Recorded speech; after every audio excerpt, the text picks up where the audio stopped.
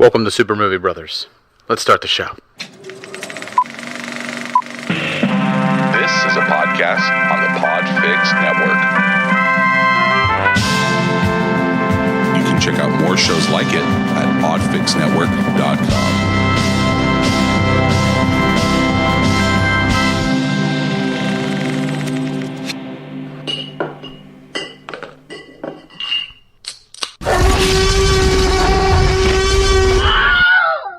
The ship doesn't really go faster than light. What it does is it creates a dimensional gateway that allows it to jump instantaneously from one point of the universe to another light years away. How? Right, well, using layman's terms. Fuck layman's terms. Do you speak English? Imagine for a minute that this piece of paper represents space-time, and you want to get from point A here to point B there. It folds space, so that point A and point B coexist in the same space and time. When the spacecraft passes through the gateway, space returns to normal. It's called a gravity drive. How do you know all this? I created the Event Horizon to reach the stars. But she's gone much, much farther than that. She tore a hole in our universe, gateway to another dimension. A dimension of pure chaos. Pure evil. Welcome to Super Movie Brothers, episode 94. I'm your host, Super Movie Brother Dave. I'm your host, Super Movie Brother Jay. I'm your other host, Fan Film Boy Rob. And the other guy, Mark. Colt Mark. Colt Mark. Colt Mark. That's what we're going with. Colt Mark. Let's do it. Mark from the block. I'm very colty. Yes. Marky Mark from the block. That's me. So tonight is one of our very special episodes. We haven't done one in over a month now. We skipped a month, but we're back in full form to talk about 1997's Event Horizon. Directed by Paul W.S. Anderson, written by Philip Eisner, starring Larry Fishburne, everybody's favorite papa from the hood, Sam Neill, the man who begrudgingly loves kids and carries a fossilized velociraptor claw in his pocket, and the only reason that I actually went to see this movie. And then some other people you might recognize as bad guys in British movies.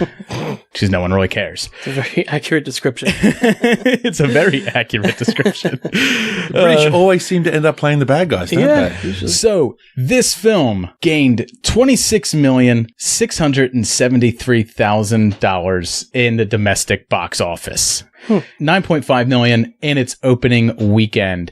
And for the year, it was number 77 the year it came out in the box office. Wow. So what that amounts to is it was not a big thing. People were not all about this film. And then also, it has a Rotten Tomatoes score of 24%, a Metacritic score of 35%. But interesting enough, IMDb gives it 6.7, which is just close enough to 70 to make it a C. So it's somewhere around a C minus or so. Let's go around the horn. Any thoughts on any of these numbers that I've been throwing at you? Well, I think a big part of that is what we'll be getting into later on in the show, and how we break it down and what the flaws were in the editing room and story wise. And then I think overall for me, rewatching it over many, many, many years since I've last seen it as a kid, I finally remembered the movie in the final 30, 40 minutes, all the crazy action scenes, all the weird mental flashbacks of, haunting scenes in everyone's minds and, the gruesome, bloody aspects of it all too. So that's what really stuck out to me and what I remember, Dave. Taking it back, throwing it to Rob. Well, I only will admit it's one of those movies where I just watched it for the first time this past week. First movie for Movie Cocktail that I actually sat down and me and my wife watched it together. Well, she really didn't watch it. She loved every second of it. She didn't really watch it. She was busy working on her laptop, and she'd look up every 20 minutes or so and say, "What the fuck is going on?" But it's okay. It's every movie with me and my wife. It's one of those things. But Event Horizon, preventing penises from getting sucked since 1997. But I'm not going to say I hated the movie. because there was some good parts about it. There were some bad parts about it. And we'll get into all of that. But overall, it's just there. It was good to watch. I won't ever pick it back up again. I was lucky. I watched it on Stars, so I had it on DVR. I didn't have to buy it. So I'm happy with that, I guess. Mark, your first impressions of the film and what you think of it now. Yeah, so this movie, I'd never seen it, but the hype was real. People talked it up, had a somewhat of a cult status. It does. So, I was excited to see it. And, a little bit of a letdown, I would say. I didn't, like I said, like Rob said, I didn't hate it. It was just kind of like, okay, it was fairly entertaining.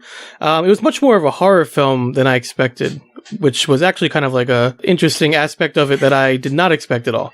But yeah, like Jay said, a lot of blood and interesting images going on. Jay's licking my cream. I don't know what the fuck is going on. Friendship right there.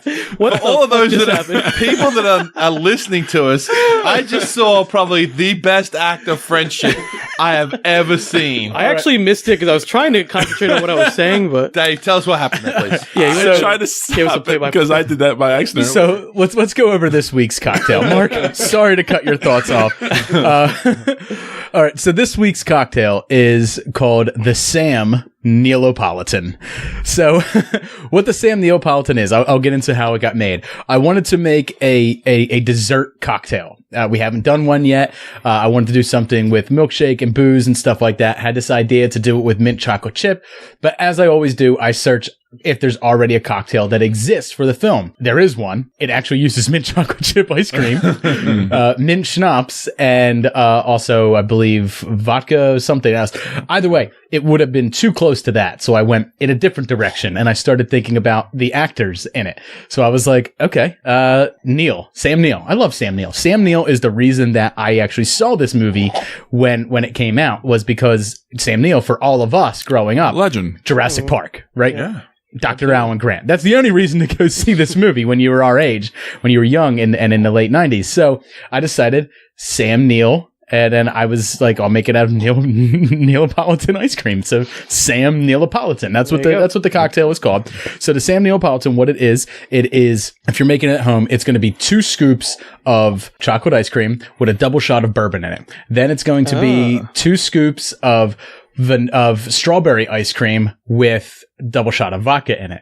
Then it's going to be 2 scoops of strawberry of vanilla with double shot of coconut rum in it. Okay. And then you layer that. And the nice part is, as you drink it, you start off getting the bourbon, so it's kind of harsh, very dark flavors, and then you slip right into the to the strawberry with the vodka, and then you hit the vanilla with the coconut at the end.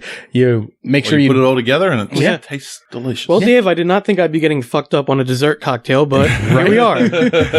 So what we're all laughing about is, because it involves ice cream, I had pulled my straw out of the glass, and it was just oozing cream out of it, and I didn't know what to do because my other hand was busy, so I held it out and Jay put his hand underneath it. He cupped it. I cupped He it. cupped it. He cupped his hand and caught To save the cream. carpet. Yes. He saved the carpet. He saved the drink. Yes, I did. What a friend. Didn't want to let it go to waste. So Jay caught my cream and then licked it off his fingers. You didn't have to mention that part, Dave. So if you hear That's the funniest part. if you hear that slurping into the audio, that is because everyone's getting to be at the bottom of their milkshake. Yeah, we drank them pretty fast. They're good. It was very delicious. Lick it like a lollipop. Oh, and don't forget the cone. Yes, as that's a nice little garnish. Yeah, I topped it off with a mini cone Accoutrement. on top, so it kind of looked like a melted ice cream inside of your glass. Yeah. So obviously, pictures will be up on podfixnetwork.com under Movie Cocktail. I'll have the full write-up and the recipe up, hopefully by the time that this episode comes out. But since we're talking about the cocktail, let's start with Rob. Rob seemed to really enjoy it. What are your thoughts on it? I loved it. I mixed it all around. I didn't just go for the whole layer by layer. I mixed it all together. I ate the cone pretty quickly because I don't like a soggy cone. So I ate that pretty quickly. I loved it. Just delicious flavors. So what you're saying is You took something that was complex and beautiful that I made. Oh, I messed it all and up. you simplified it and Oh, dumbed it down to meet your boring taste buds. Absolutely. You absolute son of a bitch. You are the Lawrence Fishburne of this one. Oh. You boring bastard. I'm the Sam Neill. I see the real thing. I'm ready to take you all to hell. No, but I'm glad you enjoyed it. The first time I made it, about 3 nights ago when I made it for me and Lauren on the weekend, I fucked it up royally. Just fucked it up. And I was like, you know what? Chucked it all back in a blender, mixed it all together, gave it to Lauren like that. And she liked it then. So, At first, I didn't know about the bourbon. That was my biggest thing when you kind of sort of first couple floated the sips. island. Oh, sorry, when you floated that's the drink already. When you floated the idea, and you said bourbon, at first I was kind of like, I don't know. It just might. I was thinking, could you do a Godiva or a Bailey's or a Kahlua or something like that? But then, you know what? I think it made it better by having it. Definitely. It definitely. So I loved it. Great job. no milk either in this milkshake. Wow. It's all liquor that's boozing it up. I put a few maybe splashes of milk just to if it was too thick, but other than that, man, it's mostly booze and ice cream, baby. Delicious. Mark, your thoughts? You like it? Delicious is the word. Yeah. I mean, that first sip that I took, I got a strong alcohol taste. I guess that was a bourbon from what you're telling me. But then from then on, it was smooth, man. It was really good. Very nice. Awesome. Maybe when Danielle is finished being pregnant, we can get one down in her. She would love it, honestly. We'll definitely do that. Jay, your thoughts? For a dessert? I agree with everybody's viewpoints on this drink. It's fantastic. You're the harshest critic of everyone's drinks, always. So you're the one that we all have to impress when we make this cocktail.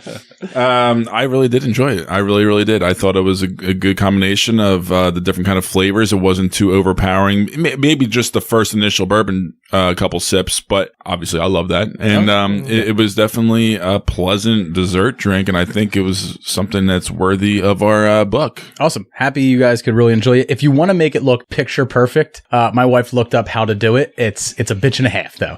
Mine was not picture perfect. I did layer it when I poured it out. So you did get the feeling of the different flavors. Yeah. When you suck it up through the straw, but you have to do your first layer of chocolate, freeze it, do your second layer of strawberry, freeze it, do your third layer of vanilla, and then you can start drinking it, which to me is that just takes too long for a drink that you're gonna fuck that. You're gonna Fuck a lot that. of I'll already be like 4 beers deep at that yeah, point. exactly. Yeah, just give me 4 beers before I even go for that. So, but if you want to use it, if you want to make it for a party, you want to make a lot of them. That's how you're gonna have to do it to give it that picture perfect look.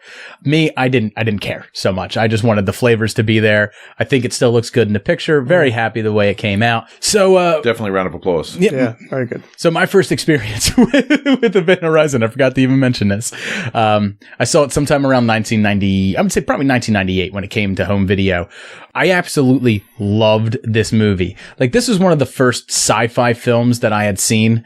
This is before I saw like 2001 when I watched that for a film class in high school. This is before I had watched, I had seen Alien at this point, but Alien's not deep sci-fi, right? There's no hard sci-fi elements in Alien, really. So for me, like, this was the first sci-fi movie that had like this heavy sci-fi like element to it, where it's like, it creates a black hole and it folds space and time onto itself and it travels through it. Very sciencey. Right. And that scene that where Sam Neill like pokes the pen through the poster. through It's the iconic paper. shot, really. Yeah. And I was just like, wow. Like, makes sense. I'm It does. learning. that blew me away. And I thought I was really smart when I went to like 8th grade the next day and I was like, that's what the movie's all about. Did you bring in a nudie picture as well to do it? Oh, or yeah. did you? Did it on plain white paper, baby. But we did talk about how that same type of explanation is given in Interstellar, and you know, you might say like, oh, Interstellar took it from Event Horizon. Both of them took it from Carl Sagan. It's very famous. Yeah. He was basically the Neil deGrasse Tyson of the 70s and early 80s. He had his own TV show that talked about the cosmos and stuff like that, and in that he kind of explained how humans would have to overcome faster than light travel because our bodies physically would not be able to handle faster than light travel. So essentially that's the way he explained it on the show. So 2 sci-fi movies now explaining it that way. It's a very easy concept for people to understand. So for me, like, that was the thing that blew me away. And then you get into the blood, the gore, the horror elements. probably about 12 years old, and there was tits in it, I was fucking game. Oh, let's not get into that. We remember will that. later. Disturbing tits, but yeah. Yes. 90s tits. 90s tits. As my wife 90s. put it when she watched it. Ah. Very much 90s tits. They low, hang. Very nipples. species. Yeah. Yes. Very species. There it is. That's the one. I had very strange boners over this.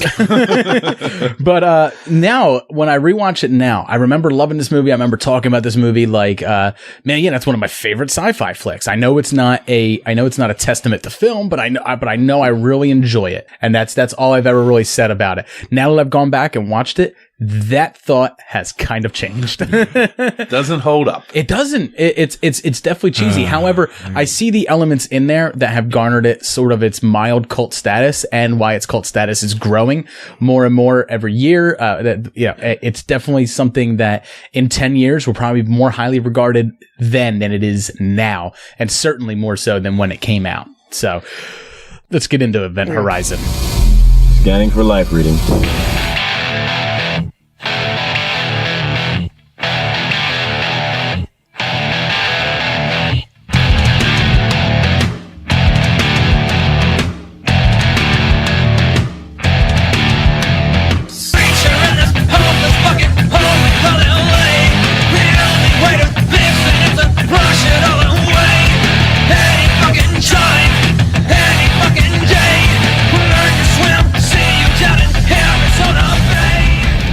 This place is a tomb. So it's time to go deep inside of Event Horizon. So before we get anything off, I just want to talk about the director, Paul W.S. Anderson.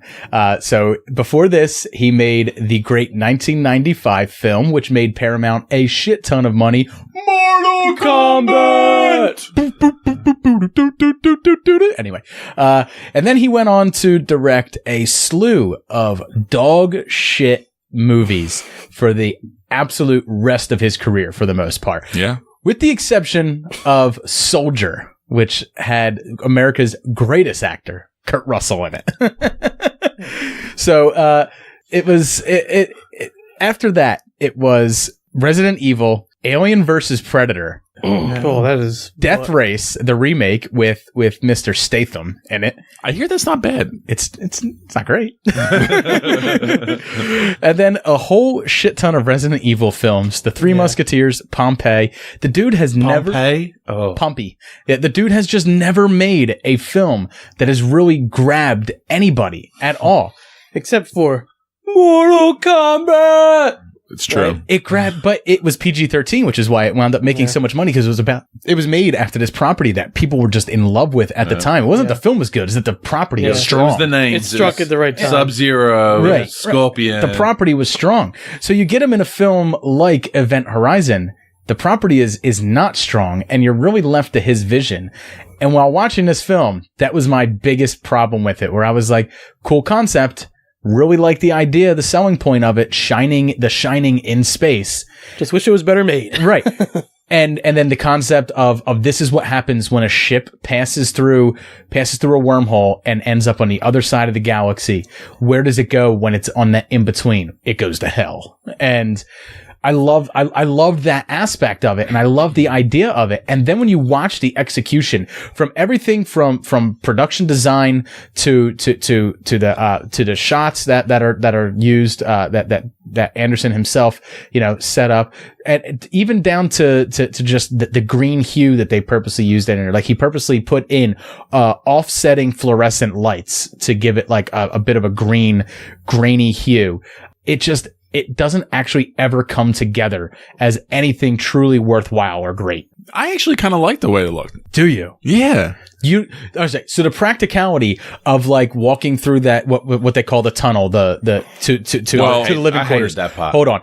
It has spinning saw blades through it, Jay. Saw blades. Listen, Why? Listen, I'm not saying Why? everything. He's just saying it looked I'm cool. not saying everything. It I'm wasn't saying functional, but there were a lot of really, really cool looking shots. Not everything, but there were a lot. There are some reasons behind all of this, which we will get into in the third section of Movie Cocktail. But, so just down to design. So, like, there's one point where Lawrence Fishburne is running and he does like a slide through a door, right? Oh, and dive, yeah. And the door has fucking gnarled teeth coming down out of it. And I was like, what? Yeah, because NASA was like, let's design this ship. You know what? That door doesn't look like it could mash need enough more guts. teeth. Yeah. You know what that door needs? It needs Just to in case somebody gets caught in there. Yeah. Yeah. You know, it'd be better if we had big teeth in there. Yeah, we need to make sure that they don't only get crushed, they get completely eviscerated on the way. Because we don't want them living. I mean, Christ, the whole rest of the crew's going to have to hear them crying for hours. We just want them to die right away with those teeth going chomp right through them. So those are the design elements of it bothered me. But other than that, there are some little nods throughout the film that I really enjoyed. So let's just let's run through the story real quick. It starts off with Sam Neill, who works for it's not NASA, it's IASA, or it's like International Aeronautics Space Association instead of NASA now. So and he's on this orbiting satellite over Earth, and he basically gets a phone call that the ship that he designed, the Event Horizon, has reappeared right outside of, and I love the way they put this up on the screen, the solar system's 8th planet, Neptune. And I was like, you could have said the 8th planet, or you could have said Neptune. And this is a rated R film. I would like to think that most people over the age of 17 would have known where they were talking about. But just in case people were confused and they thought they were going to go under the sea right up Neptune's asshole to find the Event Horizon. The script in the beginning was really annoying. Oh, there was a lot of it. Yeah, there was a lot of it. And it's one of my biggest problems with any sci-fi film is when it dates itself too hard. Yeah. 2015, we colonized the moon. 3 years now. Yeah. Didn't happen. Well, you could talk to some conspiracy theorists, but didn't happen. But even from 97 to 2015, that's not giving yourself a lot of time for that. Why wouldn't you go a little bit further? Yeah. just Make it a little bit more believable. just under 30 years. Yeah. Just under 30 years. They thought that was going to happen. Were they onto something in 97 that we're not aware of? Maybe. Or, you know? They must have been, because in Demolition Man, which also came out around this time, they thought that by 1997, we were going to have the technology to freeze prisoners and no longer have overcrowded prison systems. At the same time, we'd be using 3 seashells, but you know. That was in 2015. Thank God that didn't come to pass. And Taco Bell's the only restaurant you can go to. But so 2015 they colonized the moon. 2030 we colonize Mars, and then by 2045 we have mastered interstellar travel in the creation of the Event Horizon when it goes missing. Yeah, we were busy. Yeah, busy. 15 years from the moon to Mars. You know what's one of my favorite things? If you watch Interstellar, you can watch it with Neil deGrasse Tyson's commentary. If you go on YouTube and like sync them up, you can watch Gravity with Neil deGrasse Tyson's commentary and stuff like that. I would love to see Neil deGrasse Tyson do Event Horizon.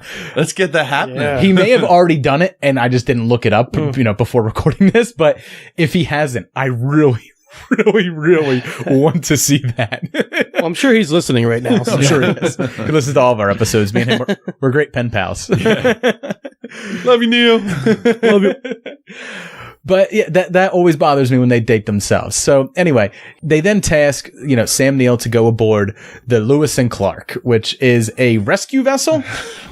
They're on a rescue mission, essentially. Right. All right. Seriously. The ship that's made for exploration, the Event Horizon, which is named after the halo that forms around a black hole. They talk about it in Interstellar as well. It's the halo of light that's getting sucked in. So that's why it's called the Event Horizon. It's a point of no return, basically. Yeah. And it uses a harnessed black hole as its core to travel. Yeah. That's why it's called the Event Horizon. But why is the rescue vessel to Lewis and Clark? That's not a research vessel. That's not. And then again, it's the same thing with the whole dating thing. I'm like, if it's already 2047, right? Lewis and Clark is no one cares about them now. Yeah, Sacagawea got a coin. See, all I think about just call it the Lewis or the Clark. It could have been the Magellan. The Lewis and Clark. I just keep thinking about the Superman TV show in the 90s. Lois and Clark. Lois and Clark. That's where my brain goes to. It's like that didn't occur to me at all. That's a whole other thing. Yeah. Dean Cain. Thanks for that, Jay. These are little things that bother me. These are just tiny things. These are very minor gripes, though. Very minor gripes. Well, by the time we get to meet the crew of the Lewis and Clark, I actually wound up, enjoying most of the crew. I always like that dynamic that they have with crews where, but it's always like they all have their own assigned roles. You got the badass, you got the nerdy guy, you got the smart ass Cooper. Yeah, you got the Cooper was actually funny though. Don't get me wrong, but you almost got that token woman on the bridge. You know, I mean, it's all like You got two. Yeah. You got the badass Well, no, you got strong the- female. yeah, Right. but then you got the nurse But- or the right. doctor, Right. Who was the mom character. who was the mommy. But we had our She Ripley. missed her family. Or Ripley was there too. Yeah. And then you have Sam Neill, the scientist who's there with mysterious dark purposes. Yes.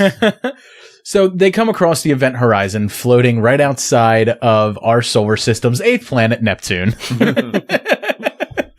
And they board it, and soon they find a horror show on board.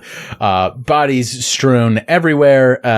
They have to turn the gravity back on and turn life support systems back on. So every frozen bit of blood then turns liquid and just dry. And those are things that I really liked. And I really liked the imagery of the inside the control hub for the Event Horizon. It looks like a stained glass window, and one of the bodies, I believe it was the captain's, even is like crucified up there. So it's obviously some sort of like telling. But one of the things that gets me is in that one of those scenes in that like gigantic hallway, which I want to bring up later on.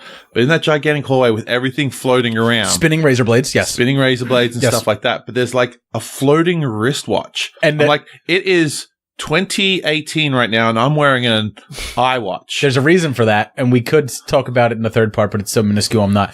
That is the exact same type of watch worn by Neil Armstrong and Buzz Aldrin when they were on the moon. My God. It's actually a nod to NASA. Take it away, Dave. That's what we were talking about before. Yeah. Can't get anything by We him, can't no? get anything by him. Dave knows everything. Yep. I brought up one little watch in one scene of this movie, and Dave knows the whole background of that watch. That's a clap right there. There's actually a reason why that CGI looks so shitty, though, which we will get into later on. But I stand corrected. There you go. I do my research. What can I say? You know, I did it for 15 minutes before we recorded. Dave likes homework. I have a habit of just retaining completely useless information that adds nothing to this podcast, to that movie, or to anything. But interests you. Hey, at least you know the plot of this movie. So. Yeah. So, just in case you didn't know that it was Shining in space, we even get a scene where Cooper gets drowned by blood in a hallway. Yeah, Just in lots case. of blood. Lots of blood. So I was actually cracking up at that because Yeah, me too. this rewatch, when I was watching the making of it with Paul W.S. Anderson, he was talking about how Philip Eisner said, like, he pitched it to Paramount as The Shining in space, and they went, beautiful, let's make that. Mm-hmm. So he had to get his blood scene in it. He had to get his elevator of blood. So then we pretty much start piecing it together. They start figuring out that the Event Horizon pretty much, you know, something has happened that caused the crew. They all think the crew went mad and killed each other. Others start having visions, and they start seeing ghosts and apparitions. People start turning up dead. And it isn't until the third act that finally the Captain Lawrence Fishburne just goes, wait a tick. Something's up. Everybody's gonna have to get off this ship because I am gonna have to. I'm gonna fly back into Lewis and Clark. I'm gonna turn this sumbitch around, and I'm gonna fire warheads at it. I'm getting bad vibes here. Yeah, but it's only after his Bad juju. It's only after each one of his crew has come up to him individually and just go, Cap, I got a bad feeling about this. Cap, I don't like this. Something's not right here. And he's seen something himself at this point, but he's like, maybe I'm just imagining that. No, he sees it as that guy he failed to rescue. He sees it as his PTSD, as something that is just his Right, the past voices. is returning to haunt him. Not the fact that the ship has actually delved into hell and has brought, you know, a demonic presence back that is haunting them all. Which I grant it. A logical man, it probably takes a lot to shake him, but it's only about the part where he sees a completely nude Sam Neill slashed to bits, punching him in the face, and he goes, now I know there's something up. This is not right. There's only 3 crew members left, and I'm one of them. I just saw him go out in space, and all of a sudden he's back on the ship. Yeah. No eyes, No all eyes. slashed up. Yeah, and it's just like, you're supposed to be dead. Oh, am I? I actually do really like that scene though. That whole fight with them. I really love. I do enjoy the climax of this film. I like where this film winds up going. I like some of the design in in the horror aspect of it. And For me, that it is the movie. Yeah, And in the that's it. gruesomeness, like The last in those half hour. in those flashes that they show you when Sam Neill's kind of like having flashes, That's straight Hellraiser right there. right there. I mean, there's a point where someone shoves an entire fist into someone else's mouth, and like just blood is pouring out of the mouth. There's people being cut open, maggots inside their body. Apparently there's a lot- Jason Isaacs. Yeah. Oh, Apparently, there's a This lot death. more of that in the director's cut, I guess. Right, which is something we're going to get into when we talk about the third part. But I just want to go around right now and let's just talk about some of our favorite bits of the movie. Spoiler alert, though, for everyone who hasn't seen it. Lawrence Fishburne dies. Event Horizon goes boomy boomy, and 3 people survive. Maybe. I thought it was 2 people. Keyword. Was it 2? Justin. We need some sedatives, though. Justin. They didn't get that sedatives at the end. Justin Baby Bear is still alive. He was as well. still there, yeah. Still alive. Even though Injured, went but out he was preserved. Yeah. But yeah, I actually think 3 survivors. There's two things I think that stuck out more than anything. How great Sam Neill looked naked and gashed up, like just slashed up like the best. Right? Thanks for that, Jay. Yeah. And then tell us more about the naked part. You don't think Dave's going to clip that? He Just was that pretty- one part. He right? was actually really terrifying. But then also on the fucking Jason Isaacs split open, hanging by pins and threads with his guts just poured out on the table. That was Did he disturbing. still have a penis, I wonder? No. No? Sam Neill's penis was just gone. Yeah. Where do you think that went? The other dimension. It's just a disembodied penis. Is that Sam Neill's penis? The black hole just gone. Just His penis just falls into Jurassic like Park. that bone in 2001 or whatever it is, you know? Yeah. Except it's Sam. Just turning around in slow Sam motion. Neill's penis just floating through space. No, it's that watch that you were referring to. You see the watch floating and the penis just goes through it. Dun, dun, dun, dun, dun, dun. Anyway. Don't say 2001 around me and Mark unless you want to start hearing the soundtrack, okay? Anyway. So, Rob, some of your favorite bits of this film. I agree. I really enjoy the end fight scenes. I think that's what it all climaxed to. So to me, that was one of my favorite parts. Sam Neill's penis certainly isn't climaxing anymore. Sadly. But you know what? Not in Jay's I really world. kind of, it was one of those ones where I knew it had to happen, but seeing some of the people die, you knew it had to happen. But when that mom character, I'm terrible with names, but when that doctor, and then she falls, like she's chasing her son, and then she just falls down towards where that gravity well thing is, or whatever it's In called. the grate, yeah. And she just like crashes down and dies right there. I kind of wasn't expecting that straight away. I don't know. I was expecting people to die. I love the way that But her it was rib well cage, shot, I thought. her rib Yeah. cage kind of like explodes. Yeah, that was on gruesome. impact. Yeah, that was really cool. So for me, that was probably one of my favorite Yeah. parts. Yeah. Absolutely. Mark. I would agree. That part definitely stood out to me. The blood, gushing down the corridor. Right. The ode to The Shining was really cool. I did kind of laugh a little bit though, because I was just reading about how it was, inspired by The Shining, and I was like, oh, there's the blood. It's inspired by a lot of things yeah. and borrows a lot of things to make it. Right. But as everyone else said, I mean, I think like the ending of the film is kind of what you remember the most, just because, a tripped out, nude, scarred up Sam Neill, Pinhead hybrid, evil going after Lawrence Fishburne is I mean, that was pretty much the main image of the movie. And Lawrence Fishburne, even though he is very one note throughout the movie, I really enjoy him in the film. I always love his I presence. disagree, to tell you the truth. I really didn't like him. You in didn't this like him? movie. Yeah. No. I usually like him. I always like his He presence. tried Yeah. too hard to be that badass. I just, it was so trope badass. Like when he wasn't a badass? No, but when he's talking to his crew and stuff like that, like when he's talking to that Jolie Richardson character, I can't think of her name. You've been a boss. You've been a supervisor, right? Yeah, but no, I haven't. I've always been that one that's been yelled at. But you do have to put on a face. You do have to be someone else in front of them. You have to feel like you have to. But I feel like he was even with that with her. Like there's one scene where it's just him and her in a hall. I feel like he's even like that with her then. Like I didn't feel like he liked her at all as a character at all. But I think a lot of that stuff is on the cutting room floor. Like I think that's just editing issues, possibly. But I think he overall had to be the solid rock for everybody Yeah, else no, I because the get that. crew was floundering. I mean, like throughout the picture. I mean, it wasn't. Oh no, they were all mentally fucked. As far as he's concerned, he's Pretty much dealing from with the he's get-go. dealing with 6 hysterical people and then 1 literal mad scientist. Right. Yeah. In his mind, that's what he's dealing with. So he has to be steady as a rock when he's delivering these orders. Now, That's the way I I want see to it. put something out there that I've been thinking about since watching this movie. The Sam Neill character, the Weir character. Yeah, Dr. Weir. Dr. Weir. Okay. He was the one that Dr. Weird?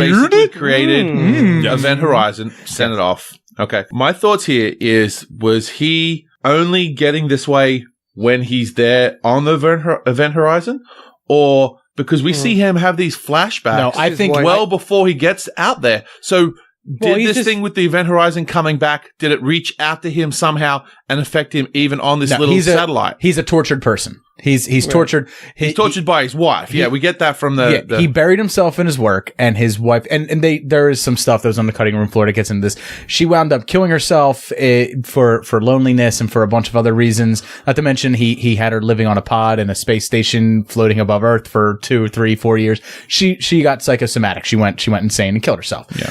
And then he's the one that found the body. There is a certain level of post-traumatic stress that goes along with that. So he is having flashbacks to that. And I think it's what made him more susceptible to it. Not to mention his love of his own creation. Sure. Made him susceptible to being possessed by So it. do you think he was like possessed almost as soon as he got there? Because you kind of feel... halfway through the movie. You I'd kind say. of feel like it, but like even at the beginning though, he was very much defending Because that's Event the only thing he Horizon. had left in his life. Yeah. Really. No, I mean, it really. and it came back from nowhere. If you know? look at it, the ship or the entity that's on it or hell itself, it's testing all of them in a way. It's basically testing all of them, and it finds the one that's most susceptible to it. And then latches on to him, and then basically uses him as its avatar that's after possible. that. So, I mean, it tested all of them. He's the only one that didn't balk from it, right? He's the one that's already been embracing his He dark gave side into it, yeah. before then, and he obviously doesn't want to see the ship destroyed because it's his creation. So when it starts getting thrown about that they're going to destroy the ship, I think it's that scene where he says, where we they're can't in the- leave, we can't leave. And yeah, he's we're like, in the hole because He's then like, he sort I of am backs home. off into the dark and I am home, and he backs off. I think like even in that scene, he's still part Weir, but he's also part of the ship at that point too. But it's not long after that he like claws out his own eyes and stuff Yeah. like that. It's, So you're right. Yeah, that's right before that. Yeah. Yeah. So yeah, it's Once you claw out your own eyes, I mean, that's just It's all over. there's no at that coming point, back from yeah. that. Oedipus came back. That's true. Yeah. All right. Good point. Damn it, Dave. You always gotta. I know. Sorry. You're never going to beat him. Never gonna beat Dave. Never going to beat Dave. I will try one day.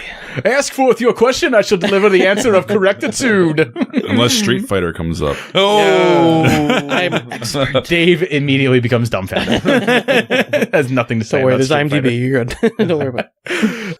So for me, the things that I really enjoy about this film, like I said, the concept. I really like the concept of the film. Points for originality, like you said. Right. Yeah. It wasn't based on anything. Basically. I like the fact that it does take, things that it pays homage to, and it puts elements of it in there, but it doesn't completely rip it. It tries to stand on its own, but there's just, But at the same time, you can tell it is just a bunch of these different ideas coming together. Exactly. They don't exactly. Exactly. They're not really we cohesive. will mention it before. We kind of got the Thing vibe from A it little as bit well. of the thing, yeah. Isolation. The paranoia, thing in yeah. space, the isolation, The small crew and something all that, yeah. taking over their bodies in effect. A little bit of that. So it has Yeah. a little bit of that in there. It does.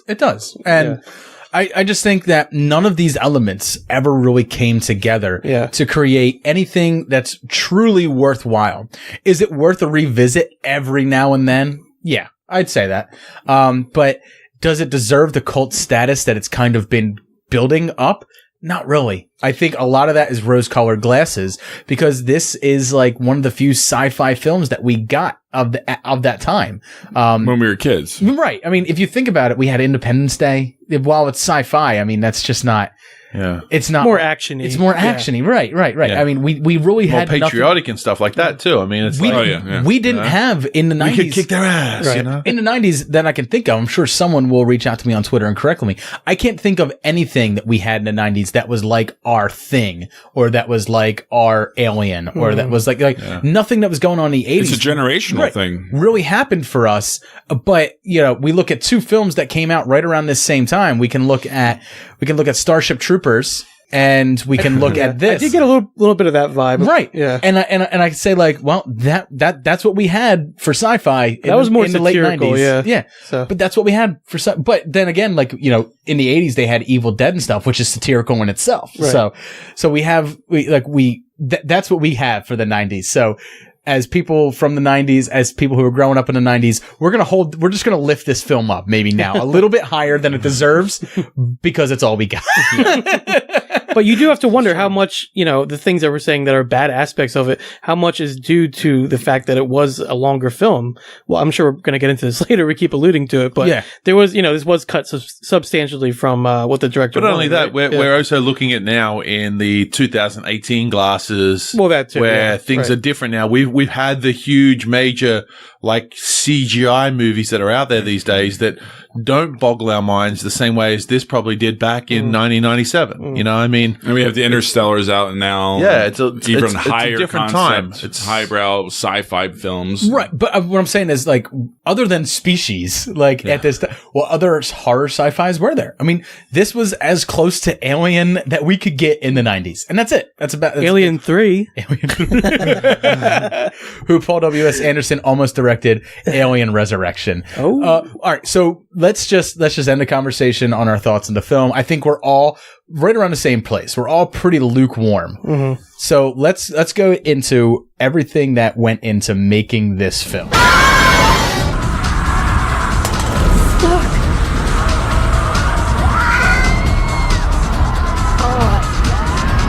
Miller?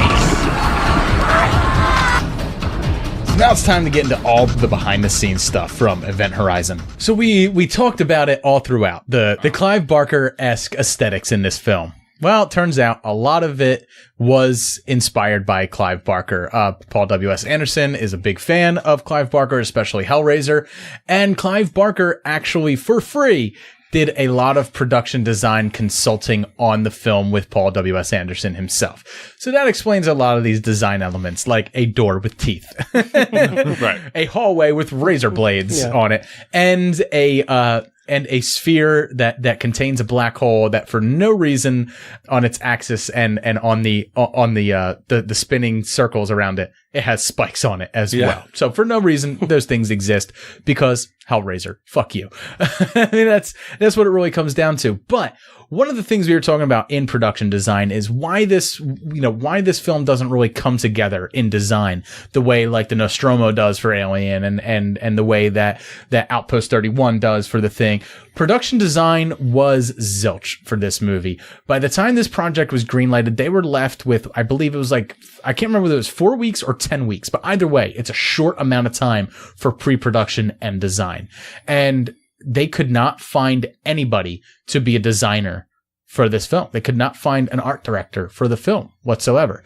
At least none of them that are worth their salt. At least no one that Paul W.S. Anderson reached out to and wanted to do it. So it's one of the reasons that a lot of the production design for this film is lacking, was the fact that they were given such short amount of time to do it before rolling. Mm-hmm. But the practical sets that they built, I want to say, it's pretty outstanding. Some pretty cool stuff. Yeah, I think so. They took up about, I think it was 7 studios at Pinewood in England. And this film was completely made, production wise by British. It was, they tried to get ILM turned them down for special effects. They tried to get DreamWorks turned them down for special effects. And they wound up going with a virtual unknown special effects company that was out of London, which, I want to say, like, it's kind of cool that they were able to get someone who would put it together so fast. But when Rob brings up something like a watch that looks a little janky floating down the hallway, all that stuff looks awful. Yeah. And one of the things another reason that stuff looks awful, not only did they have not a whole lot of money and not a whole lot of time on stuff like special effects, they blew over half of their special effects budget for that opening shot with Sam Neill in that satellite orbiting over Earth. That was half of their special effects budget. It took over 3 weeks to render, forgettable. make, and do. Crazy. Yeah. Absolutely crazy. But nevertheless, that's just some of the reasons that some of our complaints, there are practical reasons why those complaints There's are a real. tight and why shooting they schedule exist. too. They didn't have very long to shoot. as No. well. Yeah, it's pretty amazing. I believe this film was done in 10 months. 10 months. Yeah. For Yeah. a movie like this, It was like 24 weeks, something like that. Yeah. It's full crazy production. short for this movie. yeah. Crazy short. And for that, I'm kind of impressed in a lot of ways. I mean, and obviously you're gonna pick and choose where you're gonna put your money and time in, and a watch is not important to them. But One of the things we talked about in our group text and stuff like that about this film was Paul W.S. Anderson. And like I kind of called him like a hack with a little bit of vision, right?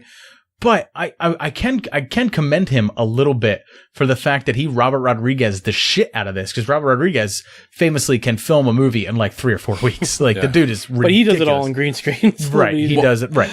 But as far as his filmography, the rest of his career, I'm starting to think that that's like his shtick. Like, I think that's part of his Kind of is. part of his charm. Where like the studios approach him like, look, you have this amount of time, you have this kind of budget, we will pay you this much money to do it and get it off. And he does it. But at the time, So- I mean, the world was his oyster. He had just made Mortal Kombat, which was a huge movie. Maybe And, he you just know, likes a lot of time off, and he's able to pump out movies really quickly and get a good payday. And But we were get talking his about, well, Jay, me and you were talking about how he could have directed X-Men. X-Men, But he instead he did this movie. an X-Files movie, and Yeah. then I think an Alien Resurrection movie, All or kinds something of like huge that. Yeah, he movies, turned you know. down a So few movies. there is something to the fact that he really believed in this idea. He wanted to stick with it, you know. Do you think Alien Resurrection would have been better with Paul W.S. Anderson directing it? I never saw it. Would he have kept more of Joss Whedon's script? Because Joss Whedon famously hates that film because of so much of his script was changed by the director and by the studio. Do you think Paul W.S. Anderson would have done it, or do you think it really would have wound up very much the same? Because I've seen the rest of Paul W.S. Anderson's films, it would have wound up very much the same. It wouldn't have been too great. Wouldn't have been on par with Nemesis, Resident Evil Nemesis. No, you don't think so? I only half enjoy the original Resident Evil and have never liked any of them. Nothing ever like the since game, but yeah, it's No. kind of enjoyable. But yeah, there was a lot of interesting things about this. So one of the things we were lamenting about is they didn't spend enough time with some of the stuff that we really liked. We really liked the hell aspect Yeah. of this. Right. We really The liked more horror aspects. right. Yeah. They It essentially kind of came out of nowhere because they spent a lot of time trying to build up the ship, the situation, Yeah. what's going on, why they're there. They did spend a lot of time trying to make this ship feel like a character, just in the same way that like I keep going to it, but in the same way that Nostromo does in Alien, like in the same way that like in any sci-fi production, you want the ship to not just be a ship with a name, you want it to be something that be a lives character. that lives and breathes, and especially for this because the ship itself pretty much is a living entity Right. at this point after it's traveled through. It is the hell. villain, sort of. Yeah, the alien. After it's to steal John Hurt's line from Indiana Jones King of the Crystal Skull. After it's returned from the space between spaces. Wow, I could not quote that movie. That's Dave. That's Dave for you. It's only that, and you're a teacher part time. That I remember. Because that was the big trailer. So that was how the trailer ended. But is it interesting to think that this film would have been 130 minutes had Paul W.S. Anderson gone with his original cut before Paramount and test audiences complained about the extreme amount of gore and horror that was in the 130-minute But cut? it's still rated R, which I don't understand. It was not. It was going to be rated It was going to be rated NC-17. Oh, NC-17, right. Right, because of that, which was a kiss of Which death. is bullshit, yeah. So when the MPAA rating came back, Paramount told Paul W.S. Anderson, cut 30 minutes out of it. So you take That's 100. a huge ass cut. It's to a make huge that. cut, 30 minutes. But not only did he have to cut out the horror elements and the harsh gore that he had in it, he had to cut out some character development. He had to cut out some development about how the ship was made. They even cut a scene about Sam Neill designing the ship beforehand. And you could see that now, looking Yeah. back on it. I'm sure back in the day, even after multiple viewings, you wouldn't be able to really pick up on it as much. But with you know, the amount of wisdom that we have acquired over the years of watching films and stuff like that, you can tell pretty easily how. You say wisdom, I say trash knowledge, but Useless trivia, you know, I like whatever. wisdom. I like wisdom. Yeah. It's a good word. I don't use it very often. But I did want more. Like I did want to know more about the Sam Neill character. I felt like, you know, there wasn't they enough barely there. scratched the surface. Yeah, so. Yeah, he designed the ship. That's basically all we Right. know. And we know later on that he was so busy that his wife killed Yeah, the herself, blah, blah, blah. backstory But, there, yeah. you know, we don't know too much about... right. With what we And you know don't about care him, about him either. Yeah. you kind of get Yeah. bored with that story, the fact that his wife killed. You almost want to go, oh, boo-hoo, your Yeah. wife killed her, get over it. Yeah. But like, if we spent more time with the character, we Yeah. might have sympathized with Yeah, him more. exactly. Yeah. We might have actually had felt sorry for the fact that he falls victim to the ship. Like he would have, instead of feeling like a mustache twirling villain, which they kind of Like you write have him that off moment as. in the very beginning with him where it's just like, you know, it's just him and Getting out of bed? Yeah, and it's almost like, oh, he's going to be like the main character, and then Yeah. I feel like you never get that moment, that You kind of don't. moment again. Yeah. You know, No. so But he definitely was supposed to be like it was almost supposed to be like this tragic downfall of Dr. Weir, which we Would've all been more could have interesting. Which would have been really cool. yeah. Right, we would have gotten into another shining aspect of it, of like watching Jack delve into madness. Right. Yeah. It would have been very similar to that, which I think is absolutely what Philip Eisner was going for while writing the script. But unfortunately, Paul W.S. Anderson had to cut most of it out. So, you know, we talked about it with Starship Troopers as well. Like we kind of lament what we missed from it, all the stuff that was like kind of cut out. Now, I think, you know, the satirical nature that that film wound up being with Starship Troopers ended up making it better. I think cutting things out of Event Horizon wound up making it worse. It wound up being to his detriment, which is why it was number 77 in the box office in 1997. And it didn't do so well financially. But there are elements there that people gravitate towards, that people love, that are really helping it grow into a cult film, into a cult classic, things that people like. Then that's something that you've been mentioning. Do we put that name cult on too many things too quickly sometimes? I mean, you're going to be the specialist here, Mark. Oh no! In this case, I would say yes, but I'm only using the word cult because in a lot of the research I did for this film, people are saying this is a cult classic at this point, that it is gaining cult status. I think it's gaining. I don't think it's there yet, but I think it could be there at some point. Yeah. Right now, You it's would kind of know, like, Mark. Well, Yeah, well, that's what I said. I'm no expert, but you know, I do have a Definitely you podcast. now that you mention it, One of the things that I find really interesting is we talked about Kurt Russell was in Paul W.S. Anderson's next film, Soldier. He actually screened Event Horizon for Kurt Russell, and Kurt Russell said, "Don't worry about what this film does now. yeah, This film will do great in 20 years." 20 years. That's what he told Paul W.S. Anderson. And he cited The Thing while telling him that. He said, when I made The Thing, you know, when I was in that, I knew that film was going to be a bomb. He's like, but I knew that people were going to love it. Yeah. And even at that point in 1998, It takes a while for them to get it, Appreciate it, right. to appreciate it, yeah. So he knew that it was going to eventually garner cult status, and it kind of is. And I was one of those people where I was saying like Event Horizon deserves it. Like I definitely love has its followers, that sure, movie. yeah. I loved it, and it's one of the reasons I threw it out there, not realizing I haven't seen it for 10 years. And now I've rewatched it, and I was like, there really are some pitfalls in this film. There really are some problems. There really is some things. I was excited when you picked it because Yeah. I had been wanting to see it for years because people had just been talking it up. So, I mean, I was a little let down, obviously, you know, when I saw it. But maybe I need to see it again. I don't know. I think it is a rose-colored glasses type thing. We look back and the people who have seen it really remember enjoying it. Really, I think, but what they remember is the things they loved about it, and what they forget is some of the lackluster aspects Yeah. of it. But let's go around to anything else that anyone, you know, found interesting in the film. I don't want to beat on it, you know, too harshly, because I still enjoy this film. I'm just not in love with it as much as I thought it was. I will say that, one thing, they wanted to do 0G for this entire film, but a movie came out not long before this that was actually filmed in all 0G. And it was Ron Howard's Apollo 13. And once Paul W.S. Anderson saw that, he went, nope, we can't do it. Because people will have just seen it done right, and we're not going to be We're able not that to. kind of movie. They don't have the time anyway. They didn't have the time. They didn't have the Right. budget and stuff like yeah. that. And the spacesuits that all the actors were in were 65 pounds. They were They couldn't sit. They were too stiff to sit in it. And if anyone stayed in it for a prolonged amount of time, They were worried about them getting herniated discs, pulled muscles. It was extremely heavy, and there was even one point where the writer Philip Eisner was on the set, and Lawrence Fishburne kept telling him, "You did this to me. You did this to me, Philip. You did this to me." Yeah.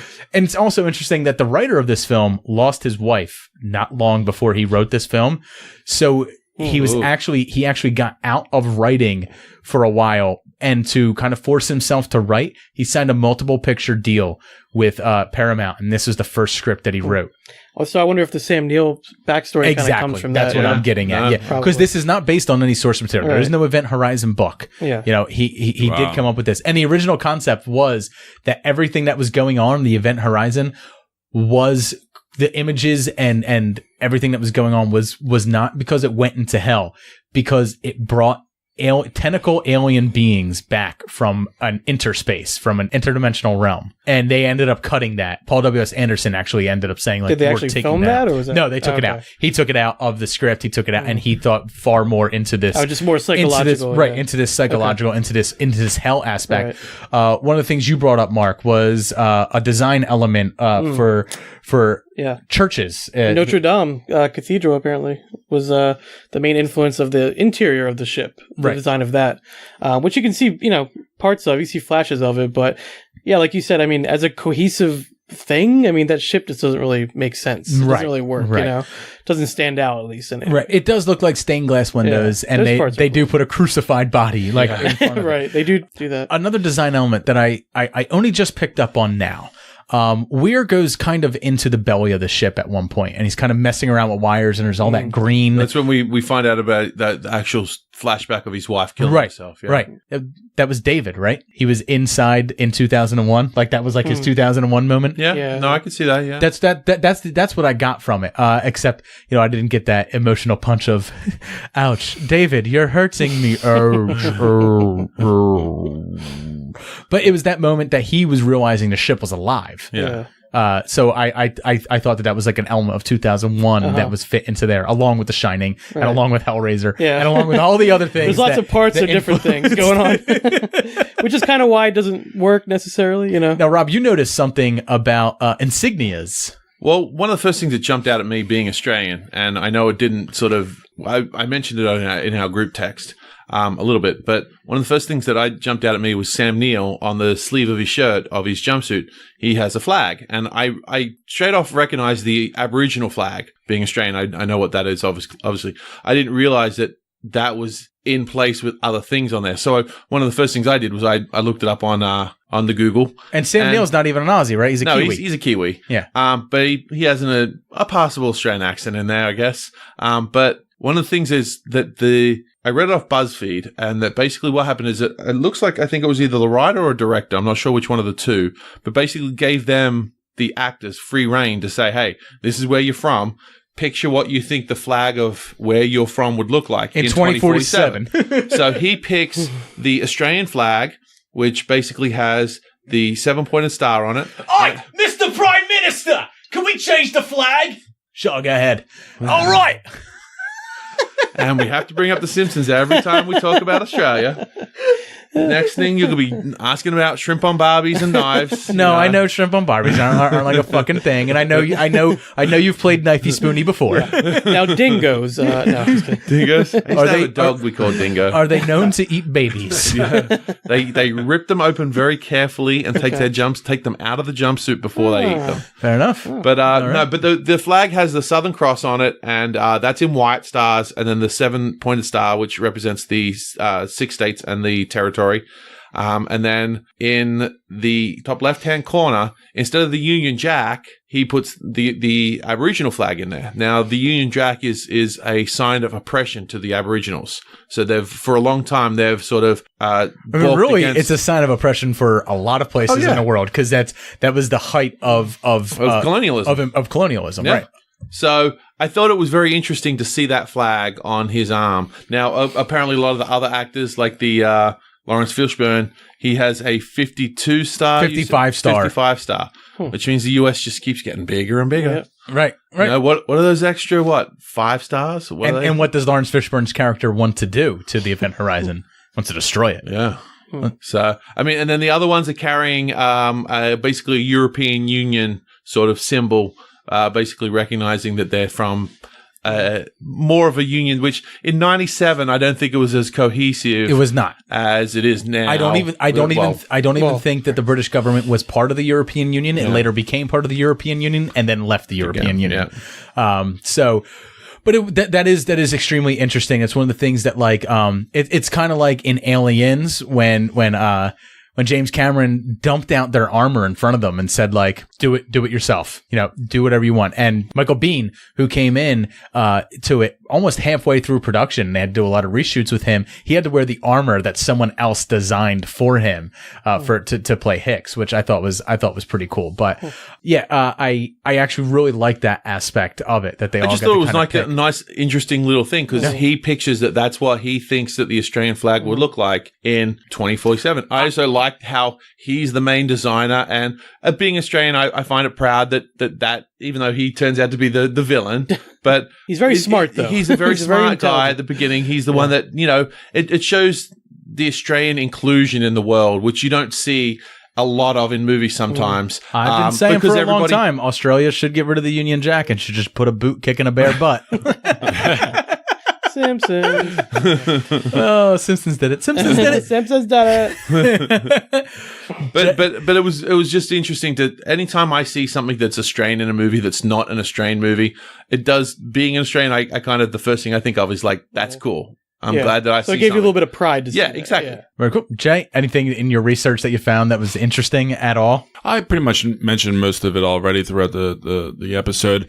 I just still find it disappointing that there wasn't enough development after showing so much down footage in the first hour or so before the horror aspect and the drama ensues for the rest of the picture. It just didn't come together properly for each character and as the story itself. So that was really disappointing for me. I would be really interested to see what this 130-minute NC-17 cut would have been like. So Paul W.S. Anderson years later said that stuff was filmed. It exists. He fully expects that Paramount will ask him to put together a 130-minute one day thing for it.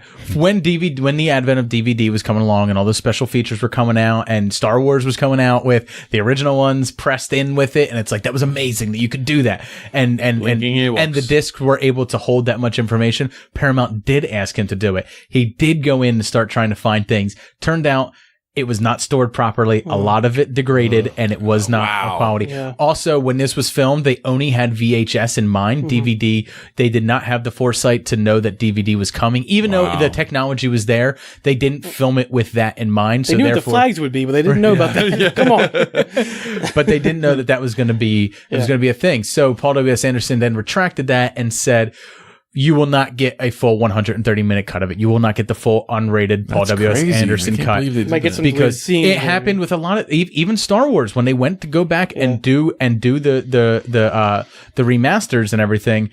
The film degrades very quickly if it's not stored properly. Yeah. And at this time, Paramount had a finished product. They did not need the cuts from the dailies that were thrown out. They didn't need them anymore. Preservation back then was much different than it is now. It's kind of hilarious that one of the first filmmakers to come out and speak out about preservation was George Lucas, about preserving these type of things and storing them properly.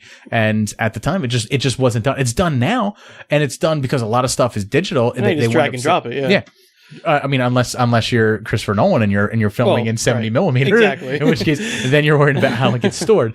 But it just wasn't on their mind. So Paul W.S. Anderson said at some point he would like to put out a larger cut of the film with stuff that he could save and fit into it, with a lot of special features with degradations and stuff in it. I think there are some deleted scenes. There are some deleted scenes on the Blu-ray that I have. There is an ultimate cut DVD that is 2 discs that has a whole slew of special features characters and stuff that they could have saved, but he still says that he might someday go in and add some of the stuff that they can save into the film if they find it.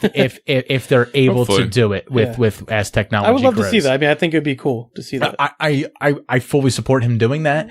It'd be interesting to see what he can pull out, whether that makes it a better film. Yeah. It's also interesting to see that it would take him a long time. Like, it would actually be like refilming a film, because he would have to spend so much time fixing what's damaged with this and film. upgrading everything from that era of I'm wondering if there's materials something like to do with like the rules of like the actors and actresses and stuff like that. If No, they've already They've signed up Shine on their it. blood, yeah. Once you portray an actor, once you portray a character in the film, the studio then owns that character and owns your portrayal of it, which is one of the reasons that if anybody ever wants to have, Fred Astaire in a film and they can bring him back, as long as it's under the same studio, Fred Astaire, and they're doing it as that character, that you can do it. You can just do it. I mean, they've already been talking about the technology to bring people back. Well, look at the new Star Wars movies. That's right. Yeah. So it's already happening. So one final thing that I find extremely interesting, and I thought was just a little bit of a fun nod, is the fact that an X-Wing from Star Wars does make an appearance in this film. It is actually in the scene where the Lewis and Clark pulls up to the Event Horizon for the first time. One of its communication arrays at the bottom of it, if you freeze frame it, is a full X-Wing from Star Wars. They actually got one of the models and they attached it to the miniature for. It was the actual model? It was the actual, because they were at Pinewood Studios. Oh, right. So there was a model there and they attached it to the Why not? bottom. And it is the communications array for the great. Event Horizon. It's hanging out there down at the bottom. So, Pretty cool. So there is a full X-Wing. You can freeze frame it. You can see it there. And it does look exactly like an X-Wing, but because it's attached to something else, your brain just doesn't process it. pick it up, But yeah. after I read that, I went exactly to that scene. I did that freeze frame thing where I skip. Ah, there it is. They did not get sued for that. Come on. Because it's not being portrayed as a full ship, Right, as the full okay. design ship. It's just being portrayed as Yeah. a part of a ship. So therefore they could probably get away with it. And I just thought that was really cool. I just thought Yeah. that's really nice. So that's going to wrap up our discussion on Event Horizon. But Jay, you got a category that you have to give us for our next movie cocktail. Yes, I'm gonna do movies from TV shows or TV series. So TV series is. yes. So this is. I haven't corrected your English in a while. TV It's series been a while. is. Thank you, Dave. Finally. TV series is already plural, by the way. It's one of those things. It's like moose. You don't have to say mooses. You don't have to say Even though series. Unless I you're would some prefer to say Russian mooses, bad guy Dave. named Natasha and Boris. Those mooses. All right, Jay, as the selector of the category for films adapted from TV, you get to select your first one. Yeah. I really bounced around quite a bit. I think I'm gonna go kind of modern. 21 Jump Street. Fuck you. Anyway, I don't want to talk about Jonah Hill weight loss for 2 hours. But hey, Kind I of bounced disappointed around. in that So- choice. so here's the thing. How about I- Starsky and Hutch? I really thought that you were going to do Mission Impossible because you love that series. That was definitely you a love high Ethan Hunt. candidate. Yes, I And do. that that is probably one of the best film series in this category that you could have selected, and you balked on it, and you went I did. I did. you went for 21 Jump Street. I did.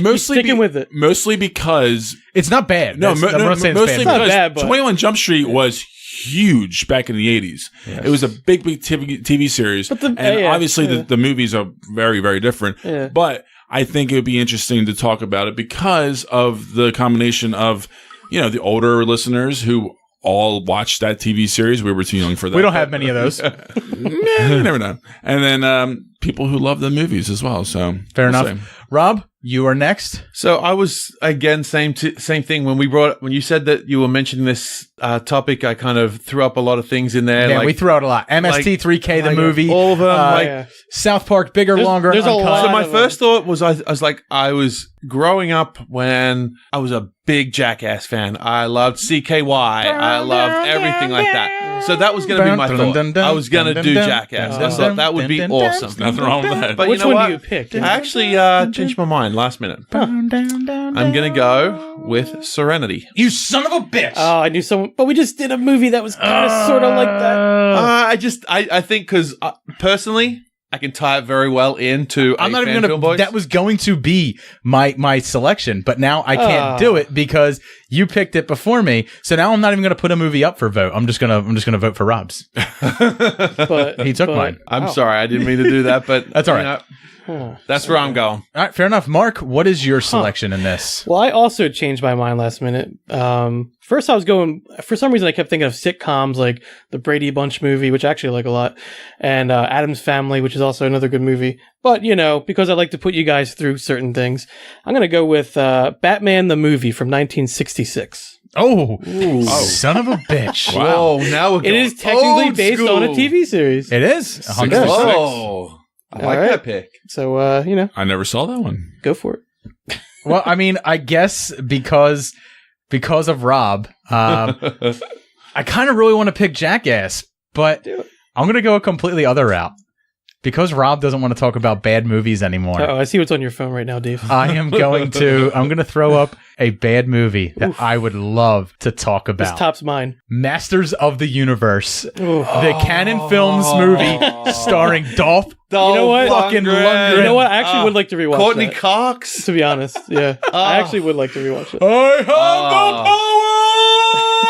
power! So I can see this coming down to only a couple of these choices here. Not Honestly, Serenity is... These are not the choices I was expecting. No. Me Firefly neither. is Tell you what. something that everyone I thought loves that would so be much. that would be something that I think I was going more towards something that I knew that would be a good fan film because if for the tie-in. This is going but back to more. our I think that like there's a lot of fans that would go for that. I think This is going back to our second episode of Movie Cocktail where you stole Starship Troopers from me. Now you come in and you steal Serenity from me, you son of a bitch. I really great wanted minds. to talk about this movie. Great minds. That's what it's all about. Yeah, great minds. I want to fucking kill you. Well, just vote for it, Dave. You'll be fine. We have a long car ride down to Baltimore. Yeah, A lot of things yeah. can happen between there, buddy. My thing is that it's kind of similar to what we just talked the type of movie we just talked about, but hey, Very different. Very different. Action, adventure. Space is about the only thing in Fun. common. But Yeah. crew on a space. Okay. Yeah, but this crew has actual dynamic. And, Yeah. and they're Wait, they have actually characters? What? What are you talking about? fully flushed out characters Oh, okay. and one of the best just captains ever. I haven't seen it, so I Every- watched one No episode idea, of the huh? series. Every time Nathan Fillion shows up in anything, Anything. Oh, Yeah. Nathan Fillion. Okay. in anything, I'm in. I go, Captain. Like in my head, I'm Captain. So, Jay, if you haven't seen Firefly, No. I don't know how. If Serenity wins, I don't know how you can even. I haven't hold seen any of your picks. You can't even So- hold up in a conversation with us if you don't watch Firefly. I've never Yeah, seen you're it. gonna I've have only to seen watch one episode. Firefly. Now you're gonna have to watch the series and then the movie as well. Yeah, because the series Is the movie like a the movie? sequel No, the or- movie is not just a sequel. impossible. It is basically a 2-hour long series ending? finale. Okay. Yeah. All right. Ugh. It's the way that they end. Well, no, they Ugh. had to because there's a lot. Go we 21 won't get Jump into it Street. with that win. How long did the show last? How long was it? One on? season, One Oh, season, yeah. All right, maybe I could do that. about 10 to 12 episodes. Not that long.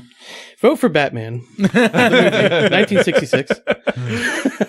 So It's got all the villains in it. yeah, you can pick 21 Jump Street, which is Jay's. You can pick Serenity, which is Rob's. You can pick Batman the movie from 1966, which is Mark's, or you can pick Masters of the Universe. That poll will be up on Twitter shortly after this episode drops. So make sure you go over to @SuperMoviePod on Twitter, follow us on there, and cast your vote for our next movie cocktail. I can't wait to see what drink Jay comes up with for these fucking movies. I'm, Any of them. I have no idea. I feel like We'll if see. one of us did pick Jackass, Jay would just do a shot of bourbon and then break glass and put it in. that would be awesome. Break it on his forehead. Take the shot. He just breaks the light bulb and he's just like, that survive, would be interesting. survive drinking It's that. like that fuckers. ultimate. Have you guys ever heard of the ultimate tequila shot? No. Okay, the ultimate tequila shot is where you snort the salt, take down the shot of tequila, and squeeze the lemon in your eye. Oh yeah, I have heard of that. That sounds fucking That's stupid. fucking No, so thank you. stupid. That's Jackass. That's like Yeah. He did it before. I know. I that's did. that. I did You it did it once. too? Oh, you did it? That's I like did it once taking. when I worked on the cruise ships. Wow. That's like taking shots of Vladimir I vodka melted. into your I melted eyeball. a contact lens in my eyes with the citrus with the Oh my lemon. God. Yeah, it wasn't Sounds good. terrible. Rob, where can everybody find you? Well, I am on Facebook. I am on Twitter. Fan Film Boys. Podbean, www.fanfilmboys.podbean.com. Just recently started writing weekly articles for Big Shiny Robot, basically doing same sort of thing, fan film reviews. Stop your plug right there. They're not paying me shit. You don't get to plug this. Well, I'll plug it on mine then. But anyway, you can find me there as well. But basically a little bit of everywhere. That's bigshinyrobot.com. Yep. Is there anything people should put into the search bar to find specifically your articles? I've only Rob Jenner or I've only had one article up there now that's actually attributed to me. They put me under a trial at the By the beginning. way, his name is Rob Jenner, everybody. Yeah. They put me under a trial at the beginning where I was actually coming up under somebody else's name while they tested out to see if I was going to be any good, if I was going to write. Because they didn't want your fame to get in the way. Exactly.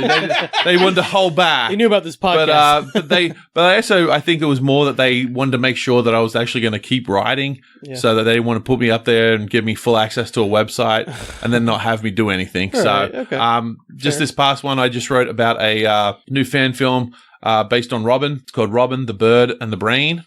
Check it out. Fair enough. You also have a tie-in podcast that's going to go along with this movie cocktail? Yeah, we're going to do a tie-in right after this. We couldn't find any Event Horizon fan films. Damn. So thus proving Mark's theory that it isn't cult status yet. But it's getting there. It's getting there. When it gets a fan film, it's done it. Exactly. So we're going to actually do the Clive Barker tie-in, like we've been talking about a couple of times through this podcast. We're going to do a Hellraiser fan film. So check that out. It'll drop the same weekend that this podcast drops as well. Mark, where can everybody find you on the interwebs? On the interwebs, you can find me at Cult Movie Cult. We talk about cult movies, and right now, Cult Movie Cult. Yeah, we are not talking about Event Horizon just yet. Maybe someday. Right now, we're in the middle of a series so bad it's good. We talked about Plan 9 from Outer Space. This the one I just put up is Troll 2, which is amazing. And next up is The Room. So definitely check that out, me apart, Lisa. And you can find us at Podbean, iTunes, Facebook, Instagram, all that good stuff. Jay, what do you run on this show? Facebook, Super Movie Bros Podcast, also Twitter. You can go through Dave, and also the Untapped app. We track what we're drinking throughout the weeks, and you can check us out what we're drinking, and then also hit us up on what you're drinking there. And yeah, we don't just post the reviews from this show. We actually post our reviews throughout the week, stuff that we drink. I usually send Jay some pictures. He posts them up there for us. Jay puts some special ones up there that he gets when he goes to our local craft beer bars, and when he trolls for trailer trash there. Jay drinks around the clock just for you, okay? That is on the Untapped app. That is UNTAPPD on iOS and Android. I plug that all the time. They should be paying me. I think we're going to reach out to them to Big Shiny Robot to pay me, and for Untapped app to pay me. Somebody fucking pay me for all these plugs. Also, you can check out Super Movie Brothers on Twitter at Super Movie Pod. As Jay said, that's where you get the vote on which movie cocktail you want to see. You can also check us out at www.supermoviebros.podbean.com. Please, if you're enjoying this show, subscribe to us on iTunes or on Podbean or on whatever podcatcher you use. We're available on a ton of them. I just found out that Super Movie Brothers was in the top 40 on Stitcher for fastest growing podcasts. Oh. It's an email that I got from Stitcher, which I found that was like really odd because I never check Stitcher. I never look at Stitcher. I don't respond to anything on Stitcher. I barely even remember that we posted. How does that even work? Podbean does it for us automatically. So that was very interesting. It was a very nice email to get. Congrats, really nice. guys. It was nice. Thank you. Yeah. So if you listen to us on there, welcome. And goodbye. All 10 of you. I just love every single one of you. Now go over to iTunes and leave us a fucking 5-star review, because those are the ones that matter, goddammit. But please, leave us a review. It's how we grow. Leave Fan Film Boys a review. We love the feedback. Check out Cult Movie Cult. I love the feedback. It actually literally, if you heard our episode several weeks ago, when I read through some of the fan feedback, I had tears in my eyes. Some people just give us so much love that I can't fucking stand it, and it just brings tears to my eyes. Make me cry, please. And leave us, I want to cry, man. Yeah, and leave us some 5-star reviews. I left you a 5-star review, buddy. Yes, you did. It was very sweet. It was. I did cry a little bit. Yes. Just a little. Bringing tears of joy around the world. That's what Super Movie Brothers is all about. So I want to thank everybody for listening tonight. Have a great night. Cheers. Cheers. Cheers. Bye.